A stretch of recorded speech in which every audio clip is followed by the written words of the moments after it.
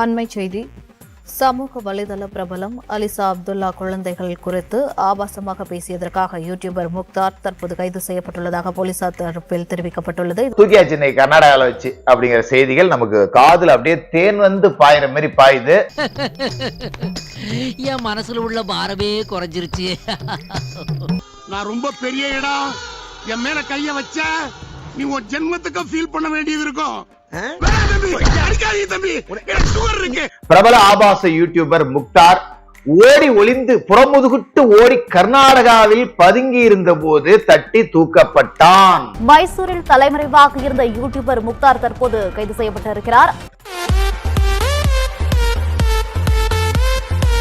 பிரபல ஆபாச யூடியூபர், இவனுக்கு அப்படிதான் பேர் வைக்கணும். இவனை யூடியூபர்னோ பத்திரிகையாளர்னோ ஊர்ல உள்ளவங்க சொல்லிக்கிட்டோம், நான் சொல்ல மாட்டேன். சார் என்ன மட்டும் சட்டை உருவிட்டு அடிச்சீங்களே, அந்த ஆள சட்டை உருவாம அடிக்கிறீங்களே, உருவிட்டு அடிங்க சார்.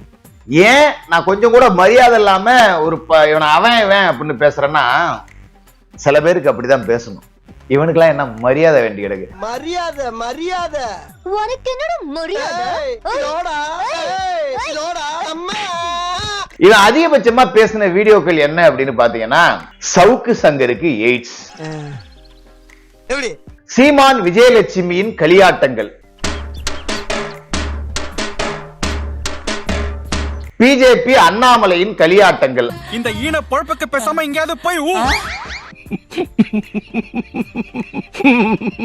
யூடியூபர் முக்தார் மற்றும் முன்னாள் பாஜக நிர்வாகியான திருச்சி சூர்யா ஆகியோர், இந்த திருச்சி சூர்யா சிவா புஷ்பா புருஷர் பையன்,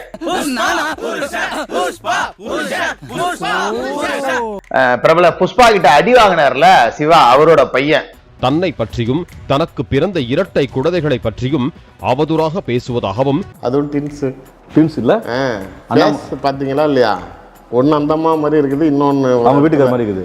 அப்படியா? எனக்கு வேற மூஞ்சில தெரிஞ்சது. இல்லங்க, ஒரு குழந்தை கை குழந்தை, அந்த கை குழந்தை மேல நீ ஒரு அசிங்கத்தை இப்படி வந்து பேசுறியே, இதெல்லாம் நியாயமா? இது கருத்து சுதந்திரமாக பார்க்கப்படாது. யார கேளு, பெலிக்ஸோட அலுவலகத்துல அத்தனை பெண்களை சவுக்கும் பெலிக்ஸும் சேர்ந்து வேட்டையாடி சாப்பிட்டு இருக்கானுங்க. இவனுங்க பக்கத்துல உட்காந்து விளக்கு பிடிச்ச மாதிரியே பேசினானுங்க. போன்ற தரம் கெட்ட ஊடகவியலாளர்கள் வந்து தற்போதைய முதல்வர் விஜய் அவர்கள் பற்றி போட்ட வீடியோக்கள்ல அவங்க வச்சிருக்கக்கூடிய தம்ப்நெயில் எல்லாம் பாத்தீங்கன்னா, உள்ளாடையை மட்டும் போட்டுக்கிட்டு தமிழக முதல்வர் விஜய் நிற்பது போன்ற போட்டோக்களை மார்க் பண்ணி வச்சிருந்தாங்க. த்ரிஷா வீட்டுல விபச்சாரம் நடக்குதுன்னு பேசினாங்க. நான் என்ன சொல்றேன், விஜய் வந்து த்ரிஷா வச்சிருக்கிறாரு நான் சொன்னேன். திமுககாரங்க ஸ்டார்ட் பண்ணிட்டாங்க. பத்திரிகை சுதந்திரத்தின் மீதான கொடூர தாக்குதல், கருத்து சுதந்திரத்தின் குரல்களை நெரிக்கப்பட்டது. ஏண்டா சவுக்கு சங்கரை நீங்க பண்ணாத சித்திரவதையாடா? இப்ப என்னன்னா, ஐயோ முக்தார் எப்படி சித்திரவதை பண்றாங்களே, கருத்து சுதந்திரம் போகுது. ஏடா உங்களுக்கு வந்தா ரத்தம், அடுத்தவங்களுக்கு வந்தா தக்காளி சட்னியாடாப்பா? உனக்கு வந்தா ரத்தம், எனக்கு வந்தா தக்காளி சட்னி. நீங்களா கருத்து சுதந்திரத்தின் காவல்காரர்கள்னு இப்ப வந்து எங்க காதுல நொட்டிட்டு இருக்கீங்க. இந்த மாதிரி மனநிலையில உள்ளவர்களை கைது செய்ததற்கு மனமார்ந்த பாராட்டுகள். முதலமைச்சர் அவர்களே, ஓ கேக்குது கேக்குது சொல்லு. உங்களுக்கு இந்த புக் வந்துச்சா? வந்துருச்சு. இந்த புக் வந்துச்சா? அட ஏயா கத்தற? வந்துருச்சியா, கதைக்கு வாயா. சட்ட ஒழுங்கு சந்தை சிரிக்கிறது. எந்த சந்தில சிரிக்குது? ஸ்டாலின் அங்கிள் வீட்லயா? ஸ்டாலின் அங்கிள் வீட்ல வந்து சிரிக்கலாம் மாட்டாங்க, ஒப்பாரி சவுண்டு தான் கேக்குது. ஆனா எங்க அண்ணன் ஜெயிச்சு ஆட்சியில உக்காந்ததுல இருந்து ஒப்பாரி சவுண்டு தான் கேக்குது. சரி அப்படியே சந்தில சிரிக்கிட்டோம். என்ன பண்ண, நம்ம அண்ணன் ஆட்சி வந்துருச்சு இல்லையா, எடுத்துட்டு வந்து எல்லாரும் பாக்குற மாதிரி சிரிக்கட்டும். மக்கள் சந்தோஷம், நம்ம சந்தோஷம், எல்லாரும் பாக்குற மாதிரி சிரிக்கட்டும் விடுங்க. ஏன் என்ன இப்போ இது ஜூனியர் அட்டை படம், ஜூனியர் விகட அட்டை படம் தான். நான் மட்டும் போ ஓட்ட படம் நான் சொன்னேன். எடிட்டர் எழுதியிருக்கார், முதல் கவர் ஸ்டோரி எடிட்டர் எழுதியிருக்கார். இது நான் எழுதல, ஜூனியர் விகடன் எழுதி இருக்கு. நீங்க எழுதல, எடிட்டர் தான் எழுதியிருக்காரு. யாரு? ஜூனியர் விகடனோட எடிட்டர் எழுதியிருக்காரு. பின்ன நீங்க தான் எழுத முடியும். மக்கள் எழுதுனாங்கன்னா உங்க கதை சிரிப்பா சிரிச்சிடாது. மக்கள் இப்படியா எழுதுவாங்க? மக்கள் இப்படியா வந்து புலம்பி தள்ளிட்டு கிடக்குறாங்க. எழு வீட்டுல கத்துற மாதிரி அங்கங்க மைக் செட்டு பிடிச்சிக்கிட்டு கத்திட்டா கிடக்குறாங்க மக்கள். இன்னமும் இந்த பத்திரிகைக்காரங்களாம் இந்த மாதிரி நியூஸ் போடக்கூடியவன், இந்த எழுதக்கூடியவன்லாம் வந்து முன்னாடி உங்க ஆட்சி காலத்துல நீங்க கொடுத்த பணத்துக்கு இன்ன வரைக்கும் நக்கி பிழைக்கிறான் போல இருக்கு. சிஎம் யாரு? சிஎம் விட்டு விட்டானுவன். இன்ன வரைக்கும் ஸ்டாலின் அவர்களை தான் சிஎம் நினைச்சுன்னு ஆட்சி ஆண்டுன்னு இருக்கிறீங்க. அப்படித்தான் இருக்கிறீங்க எல்லாரும். அவர் பாட்டுக்கு அவர் வேலையை பார்த்துதாங்கிறாரு. உங்க மனசுல மனம் பிராந்தி மட்டும் இருக்கு. குவாட்டரு, பிராந்தி, விஸ்கி, ரம்மு, ஜின்னு, ஒயின்னு, கீனு எல்லாம் உங்களுக்கு மட்டும்தான் இருக்குன்னு நினைக்கிறேன். என்ன நீங்க பாட்டுக்கு கத்திக்கினே கடங்க, அவர் அமைதியா அடிச்சு நவுத்திட்டு போயினே இருப்பாரு. என்ன நீங்க எழுதுங்க, நீங்க என்ன ஆனா எழுதுங்க. போயாங்கிட்டு எப்ப பாரு கையான்னு இந்த பக்கம் திரும்பி ஒரே ஒப்பாரி. எதுக்கு நீங்க அழுவதான் அந்த மனுஷன் நல்லபடியா மேல முன்னேறிடுங்க. அழுவு பார்த்திருப்பீங்கன்னு நினைக்கிறேன் அந்த தாமோ அன்பரசன் வீடியோ. நாம அதிமுக பிஜேபி காரன மோதிக்கிட்டு இருந்தோம். இந்த நாயை நமக்கு கணக்கேத்துக்கல. சோரி புடிச்ச மொன்னா நாயி அந்த முக்குல போய் உட்கார்ந்து பிச்சை எடுக்க போகுது. அதுக்கு லவுட்ட பாரு. நாய் பேங்குறான் எல்லாரையும். சரியா என்னங்க அவன் சொல்றேன். என்னங்க பெரியவரை இப்படி திட்டுறீங்க? யாரு இவனா பெரியவன்? இவன் சில்ற பையங்க. முன்னாள் அமைச்சர். நீ அமைச்சரா இருந்த போது நான் அப்படித்தான் சொல்லுவேன். அப்படித்தான்டா பேசுவேன். கேவலம் ப்ளீச்சிங் பவுடர் திருன்னு வந்தானே நீ. ஞாபகம் இருக்கா இல்லையா உங்களுக்கு? ப்ளீச்சிங் பவுடருக்கு பதிலாக வந்து பார்த்தீங்கன்னாக்கா மைதா மாவு ஏதோ ஒன்று கொடுத்துட்டாங்க அப்படின்னு சொல்லி.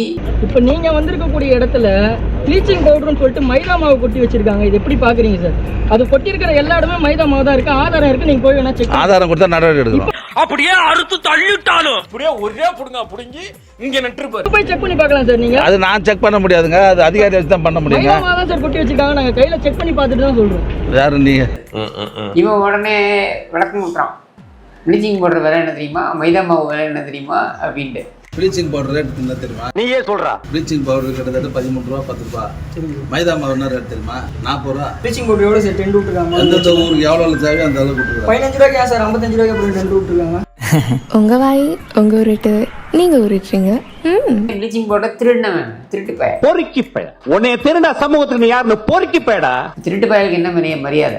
என்னது ஒரு பேச்சுக்கு சொன்னா உடனே நல்ல சிறப்பா பிக்கிறாங்க. அரசியலை பத்தி தெரியாதவன், பொது வாழ்க்கைக்கு வராதவன் எல்லாம் இன்னைக்கு எப்படியோ தெரியல வந்தான். எப்படி வந்தானே தெரியல. தொகுதி பக்கமே வராத ஒரு நபரை ஜெயிக்க வச்சிருக்காங்கன்னா எந்த அளவுக்கு உங்க மேல இருந்துக்குன்றது பாருங்க. தொகுதி பக்கமே வராத நபரை கூட நாங்க ஜெயிக்க வைப்போம்டா, நீங்க வரக்கூடாதுடா அப்படின்ற முடிவுக்கு வந்திருக்காங்க மக்கள்னா. ஏன் வந்தாங்க? உன் லட்சணம் அப்படி.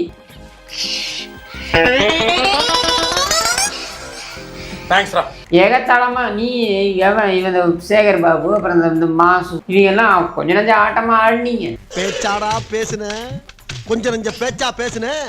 மன்னர் பரம்பரை, மண்ணாங்கட்டி பரம்பரை. நீயே இப்ப மாவு கட்டு பரம்பரை ஆகிட்டாங்க. டேய் டிஎம்கே தற்கூறீங்களா?